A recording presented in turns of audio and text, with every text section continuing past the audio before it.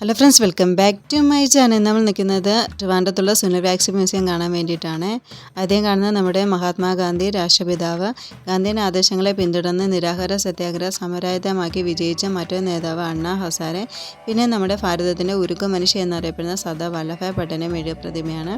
എനിക്ക് അതിലേക്ക് ഇതെല്ലാം കണ്ടപ്പോൾ ശരിക്കും റിയൽ ആണെന്ന് തോന്നി. അത്രയ്ക്ക് പെർഫെക്റ്റ് ആയിട്ടാണ് അവർ ഓരോ സ്റ്റാച്യുവും ചെയ്തിരിക്കുന്നത്. പിന്നെ ആധുനിക ഇന്ത്യയുടെ ശില്പി എന്നറിയപ്പെടുന്ന നമ്മുടെ ആദ്യത്തെ പ്രധാനമന്ത്രി ജവഹർലാൽ നെഹ്റു. പിന്നെ ഇന്ത്യൻ വ്യോമസേന wing commander Abhinandan Varthamanan. Iron lady of India എന്നറിയപ്പെടുന്ന ഇന്ദിരാഗാന്ധി. നവോത്ഥാന നായകന്മാരായ മന്നത്ത് പത്മനാഭ, ശ്രീനാരായണ ഗുരു, ഫ്രാൻസിസ് മാർപ്പാപ്പ, ഉമ്മൻചാണ്ടി സാർ. ഓരോ പ്രതിമകളെക്കുറിച്ച് വിശദീകരിച്ച് പറയാൻ നമ്മളുടെ കൂടെ അവരുടെ ഒരു സ്റ്റാഫും കൂടെ ഉണ്ടായിരുന്നു. ബി.ആർ. അംബേദ്കർ, രാജാ രവിവർമ്മ ഒക്കെ പ്രതിമയുണ്ട്. Justice BR. കൃഷ്ണ അദ്ദേഹത്തിൻ്റെ സ്വന്തം ബുക്സും ടേബിളും ഒക്കെയാണ് ഇതെന്നാണ് പറയപ്പെടുന്നത്. പിന്നെ ബാഹുബലിയിലെ പ്രഭാസ്, സച്ചിൻ, ഇന്നസെൻ്റ്.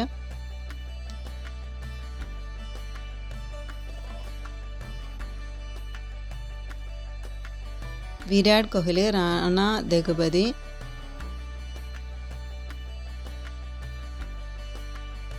ഇവിടുത്തെ ഓരോ പ്രതിമ അവരുടെ ഒറിജിനൽ മെഷർമെൻറ്റിലാണ് കേട്ടോ ചെയ്തിരിക്കുന്നത്. പിന്നുള്ളത് കരീന കപൂർ, സൽമാൻ ഖാൻ, മറഡോണ.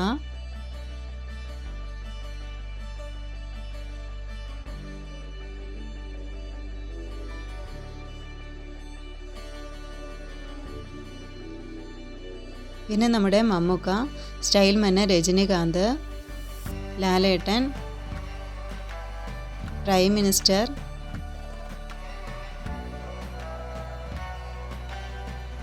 അങ്ങനെ ഏകദേശം ഒരു 40ഓളം മെഴുകു പ്രതിമകൾ ഉണ്ടായി. ഓരോ പ്രതിമ ഒന്നിനൊന്നിന് മെച്ചമായിട്ടാണ് ചെയ്തിരിക്കുന്നത്. ഇതിൽ ഉപയോഗിച്ചിരിക്കുന്ന ഹെയർ എല്ലാം തന്നെ ഒറിജിനൽ മനുഷ്യരുടെ ഹെയർ തന്നെയാണ് എന്നാണ് പറയുന്നത്. പിന്നെ ഇതെല്ലാം കണ്ടു കഴിഞ്ഞപ്പോഴത്തേനും ഞങ്ങൾക്ക് ബോളിയും പായസവും തിരുവനന്തപുരത്ത് വന്നപ്പോൾ കഴിക്കാൻ തോന്നി. പിന്നെ അതെല്ലാം കഴിച്ചു.